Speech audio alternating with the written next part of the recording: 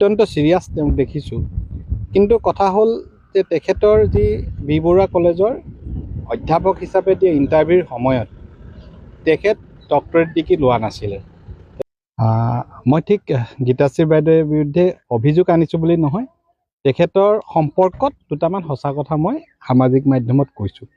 কাৰণ যোৱা কালিৰ পৰা দেখিছোঁ যে তেখেতৰ বিষয়টো লৈ যথেষ্ট বাদ বিবাদ হৈছে।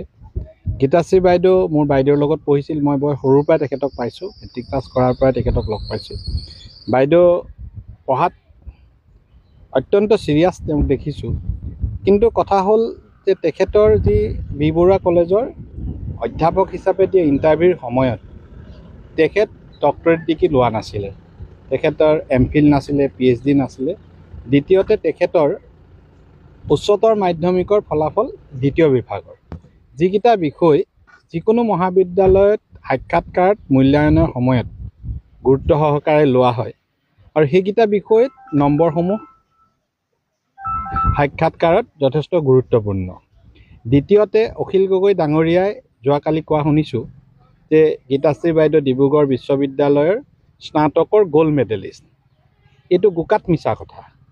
ডিব্ৰুগড় বিশ্ববিদ্যালয়ে গ'ল্ড মেডেল দিয়া প্ৰক্ৰিয়াটো 2021 চনৰ বৰ্ষৰ পৰা আৰম্ভ কৰিছে, আৰু 23 চনৰ কনভোকেশ্যনত প্ৰথমবাৰৰ কাৰণে দিছে।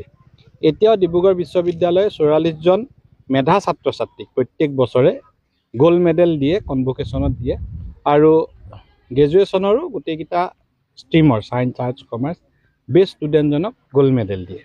কিন্তু বাইদেউ যিহেতু মোৰ যিমান দূৰ মনত আছে 92, 91ৰ ষ্টুডেণ্ট আছিলে গ্ৰেজুৱেশ্যনৰ, গতিকে বাইদেউৰ দিনত কোনো গ'ল্ড মেডেলৰ কথা নাছিলে।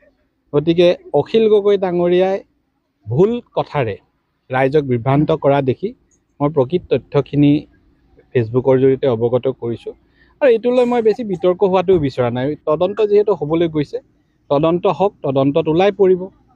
কিন্তু কোনো এনেকুৱা নহয় যে এটা স্পৰ্শ কৰিব নোৱাৰা মেধা শক্তিৰ গৰাকী আৰু তেওঁৰ বিষয়ে কোনো আলোচনা নহ'ব, এনেকুৱা কোনো ধৰণৰ কথা হ'ব নোৱাৰে। যিকোনো বিষয়ত অভিযোগ আহিব পাৰে, অভিযোগ আলোচনা